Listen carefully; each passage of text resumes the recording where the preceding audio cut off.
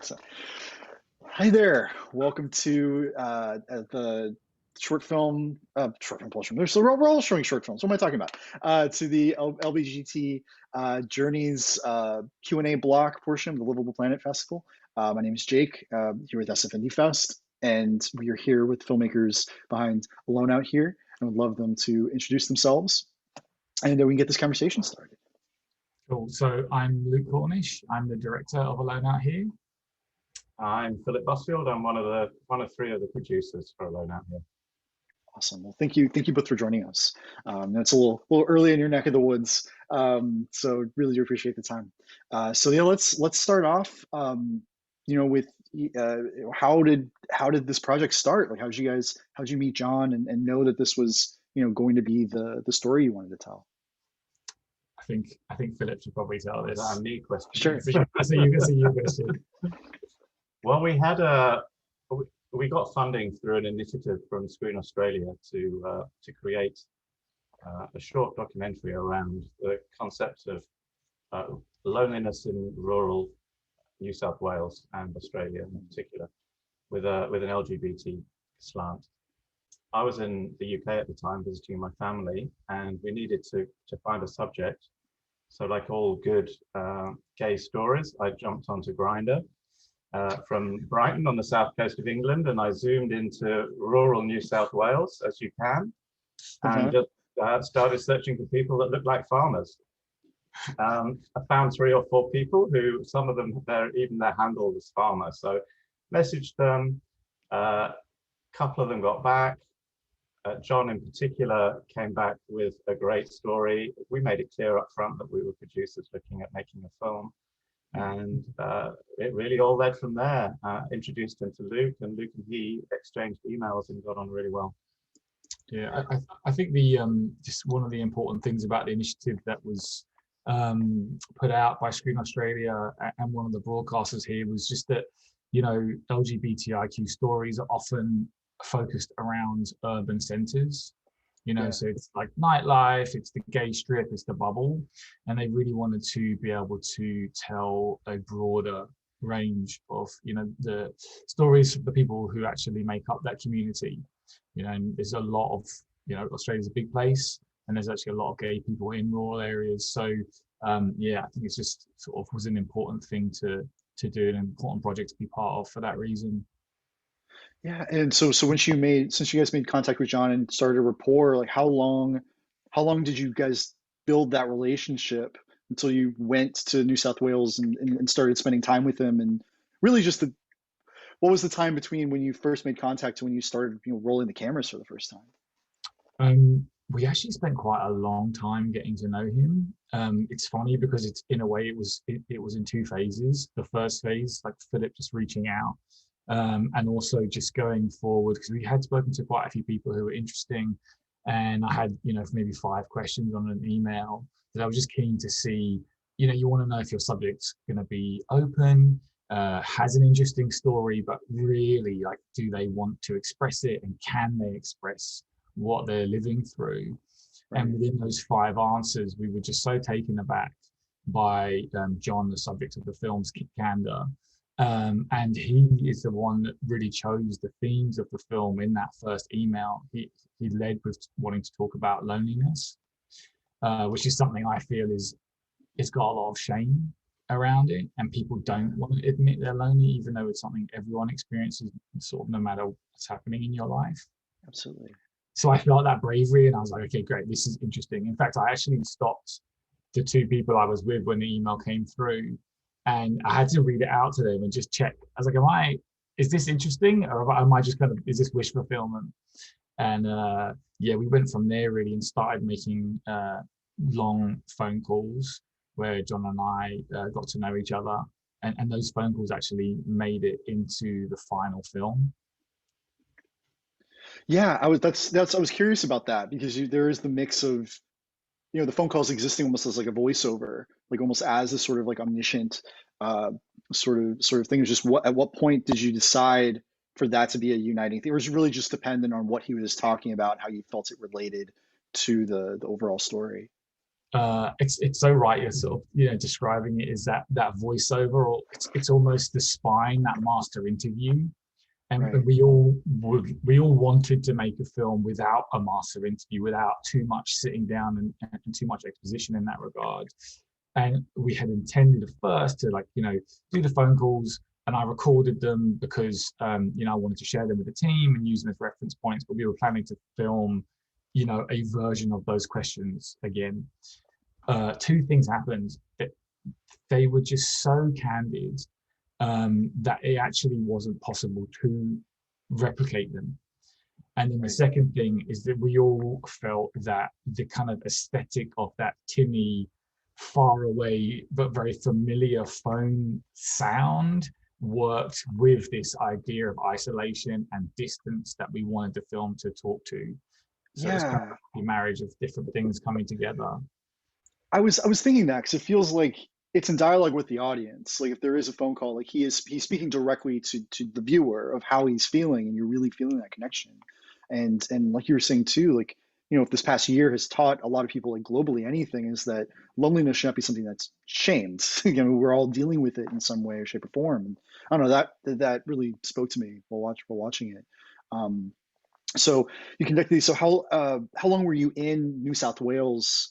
With how big was the crew? Was it just you, Luke, and Philip? Like just you both there? How big was the crew? You know, in this area, and what was it like? You know, kind of ingratiating yourselves into that area.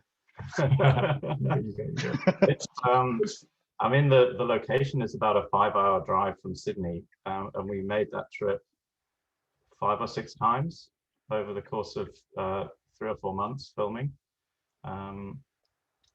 First 2 or 3 times was just myself and Luke, and then 2 of the other producers joined towards the end. But yes, it was interesting as the topography, the kind of the landscape was changing throughout that time because of the seasonal change from brown to a slightly more green, and the trees changing as well, and the light changing quite a bit. So it made it quite interesting, and also slightly more difficult for Luke as a result. But being 5 hours away meant that it was literally kind of going there on a Wednesday morning, staying over for a couple of nights, and trying to pack in as much as we could. So it's a lot of planning around what we were going to get each time, and then building the story and realizing what we needed the next time.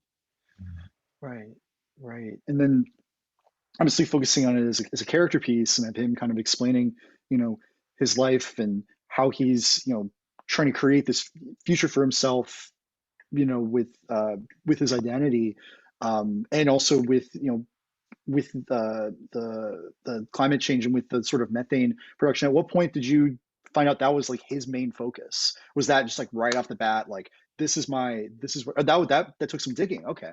Yeah, which is funny because it's such an important part, and it feels like such a big part of the documentary sort of job. You know, you're trying to sort of marry these two worlds of maybe journalism, something that's newsworthy and an important issue, mixed with the kind of art form that might be more like a character piece. You know, something you might see in drama. It's particularly why I like it. And you know, we definitely found character straight away, but we knew that he was running a bull stud, and that he'd been doing that for 22, or he's been doing that for his whole life, basically, you know, as an adult for 22 years, but it's 4th generation farmer. We didn't know about the methane cattle that he was actually developing. I can't remember at what stage that came up, but it was definitely later on in the conversations that we were having on the phone. I think by the time we had went to visit, we knew about it. And then we had to talk to John a lot about whether or not he wanted to, you know, show his business. He's actually like a very strong advocate in the climate change space, which is unusual for a farmer in the beef industry, because, you know, he's highly aware that they are culpable, and, you know, one of the kind of most problematic kind of industries for climate change. What I particularly like about John is that, you know, he's a gay man, he's living in a rural area, and that kind of sets him aside or makes him an outlier. And I think that by in getting used to being an outlier, he was kind of ready to be an outlier about climate change in that industry Right. too. And he spoke to us about that a fair bit. I think it was just like, oh, this is another way that I'm going to be, different. Yeah. He's just like, I'm used to swimming upstream, so why not? Yeah.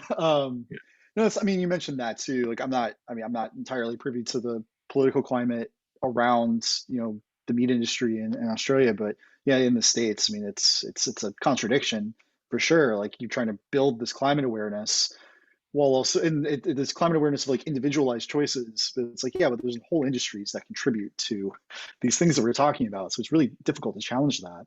Um, yeah, certainly. I'm trying to think. So were there, so you're discovering this about John, were there any, I guess, unexpected, challenges, once you got to New South Wales and we're trying to figure things out? Was there anything like, environment wise or any sort of stories you could share about, any unexpected difficulties?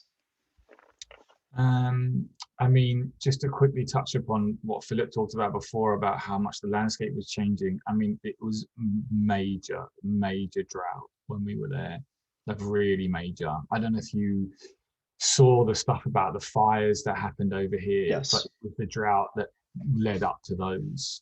Yeah. Well, we know droughts and fires pretty well in California, especially Northern California. So totally hear you. Yeah, we've been seeing those happen to you guys as well. So yeah, I mean, those kind of those changes in the landscape was sort of tricky for continuity, but also made for very dramatic scenes and actually made for very dramatic experiences for the characters. There's a bull sale toward the end of the film, and you can hear the auctioneer actually saying, how tough it's been for everybody and how surprised he is that people have managed to show up and, buy the few bulls that were sold. So, pretty much every conversation, this goes back a bit to your question before about, how we kind of connected with the community. What I noticed, both Philip and I from the city, was just how every conversation was centered around the weather, everything. Every you're walking down the street and then there's a chance interaction between two people or buying something from a shop, and it's like, we're going to talk about the weather, when's the rain coming, and then having to sort of not get your hopes up, really.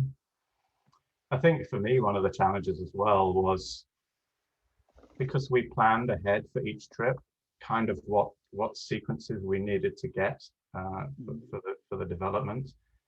Of course, we're arriving into someone's home and workplace, and they may be in very different moods. And that happens he's a strong character and he has very strong opinions and he's well respected in the industry for what he does.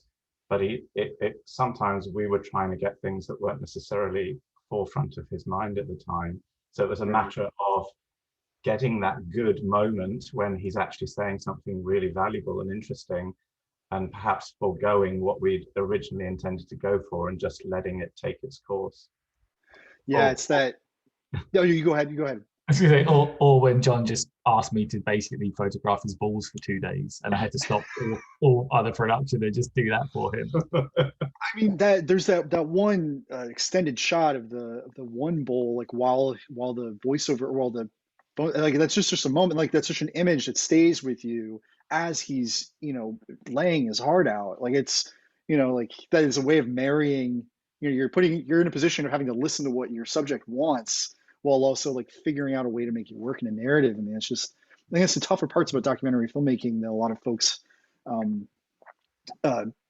like how you craft narratives like that. It's so tricky. And I guess I'm sorry, you go ahead. Which is the advantage of having the phone calls, as Philip mentioned before. We were able to really spend a lot of time in the kind of visual space when we got there, and not having the pressure of getting a master interview there. Also knowing roughly the tone and the sentiment that John was speaking to, that you wanted to express.